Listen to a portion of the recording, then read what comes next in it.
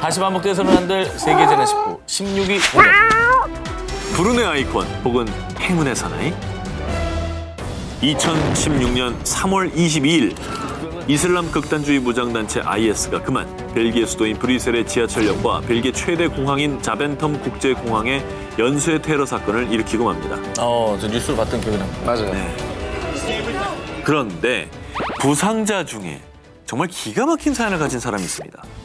바로 선교 활동을 위해서 벨기에 자벤텀 국제공항을 찾았던 19살 미국인 청년 메이슨 웰스가 그 주인공인데요. 그는 IS의 자살폭탄 테러 지점에서 불과 3m 떨어진 곳에 있다가 폭탄 파편에 맞아서 어머나. 얼굴과 몸에 2, 3도 화상 그리고 아킬레스건이 파열되는 부상을 입고 맙니다. 아유. 그런데요, 이 메이슨 웰스는 한 언론과의 인터뷰에서 이런 말을 합니다. I was so lucky. I was so lucky.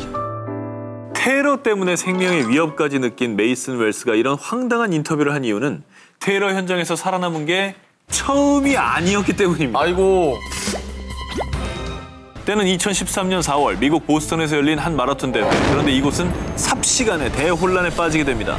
그 이유는 2명의 형제 테러범이 이 대회 결승선 지점에 2개의 폭탄을 설치했기 때문인데요. 놀랍게도 이 마라톤 현장에 메이슨 웰스가 있었던 겁니다. 그의 어머니가 이 대회에 참가해서 메이슨 웰스와 가족들이 응원차 이곳에 와 있었던 거죠. 어머. 그런데 또 있어요?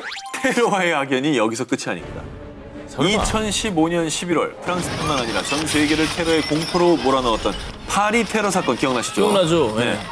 이때도 여행차 파리에 머물고 있었습니다. 아니 어떻게 공교롭게 갈 때마다 테러가 그렇게 있어요. 그렇죠. 하지만 정말 이때도 기적적으로 테러를 피해서 목숨을 지킬 수가 있었습니다. 다행이네. 아니 그럴 확률이 얼마나 될까요? 그렇죠. 저도 확률을 생각했어요. 사실 이게 말이 되나. 3년간 3번의 테러 현장에 있었던 이 사람. 어쩌면 이 확률은 벼락에 맞을 확률보다 더 희박하지 않을까요? 참고로 벨기에 브뤼셀 테러 사건이 발생한 지 2년이 지난 현재 메이슨 웰스는 건강을 회복했고요. 지금은 꿈에 그리던 해군사관학교를 다니고 있다고 합니다. 메이슨 웰스 이제 테러와의 악연은 끊고 꽃길, 아니 안전한 길만 걷길 바랍니다. 네.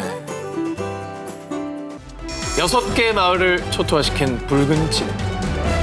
2010년 10월 헝가리 서부 베스프렘주의 한적한 시골 마을 데베체르를 뒤덮은 붉은색 진흙. 자, 이 의문의 붉은 진흙은 무려 1, 2m 높이의 너울을 이루며 맹렬한 기세로 온 마을을 집어삼켰습니다. 어머나. 저기 뭐야? 정말 붉은 진흙이네. 홍수 같은 거예요? 차가 떠내려가는 거야. 엄청나죠? 마을을 덮친 붉은 진흙의 정체. 같은 주에 있는 알루미늄 공장의 유독성 폐기물 저수지가 무너지면서 약 70만 세제곱미터, 드럼통 약 350만 개 분량의 폐기물 찌꺼기가 마을로 흘러든 건데요. 자, 인체 치명적인 발암 물질과 중금속을 함유한 이 폐기물 찌꺼기는요. 데베체르 마을을 포함 콜론타르, 송로바샤레이 등 6개 마을의 하천과 농토 그리고 가옥 280채를 뒤덮으며 그야말로 마을을 초토화시켰습니다. 더욱더 끔찍한 일은 이 폐기물 찌꺼기가 동유럽에서 식수로 사용하는 다뉴브 강으로까지 흘러들어갔던 겁니다. 아이고. 자, 그런데 말입니다. 더 안타까운 일은 이 독성 폐기물 유출 사고는 사전에 충분히 막을 수 있었던 문제였다는 겁니다. 아, 이건 무슨 말이야. 글쎄요, 이게 무슨 소리예요? 저수지가 터진 거는 피치 못한 사정이었던 것 같기도 하고. 자, 이 사진은요, 2010년 6월, 그러니까 참사가 일어나기 넉 달 전에 촬영된 항공 사진인데요. 저기 보시면 댐을 타고 흐르는 붉은색 폐기물이 이 흘러나오는 거 보이시나요? 어디요? 저기 빨간색 동그라미로 징후가 나왔던 겁니다. 균열이 있었네, 그러니까. 그렇죠. 자, 알루미늄 공장에서는요, 폐기물 저수지를 꼼꼼하게 점검하지 않았고 헝가리 정부 역시 공장의 시설 감독을 철저히 하지 않았기 때문에 사고가 벌어진 겁니다. 아, 정말 너무 황당하네요. 근데 그 폐기물 찌꺼기가 저렇게 유출되는 것까지도 지금 전혀 몰랐던 거예요, 그러면? 놀라운 사실은 공장 측에서는 이걸 알고 있었다는 거예요. 알고 있었다고? 네. 그게 더 문제네요. 자, 그리고 이 엄청난 사건이 터지고 난 이후에도요. 유출될 폐기물 찌꺼기는 해로운 물질이 아닙니다. 피부에 닿지만 않으면 정말 괜찮다고요. 피부에 이렇게 닿지만. 정말 말 같지도 않은 말로 해명을 내놨다고 합니다. 아니, 피부에 안 닿을 수가 있냐고. 그게 무슨 말이에요, 뭐예요? 집이 다 무너져 내려가는데 어떻게 피부에 안다.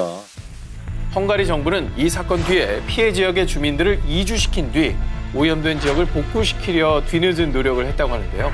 하지만 현재까지도 여전히 헝가리 마을 곳곳엔 오염 물질의 흔적이 남아있다고 합니다.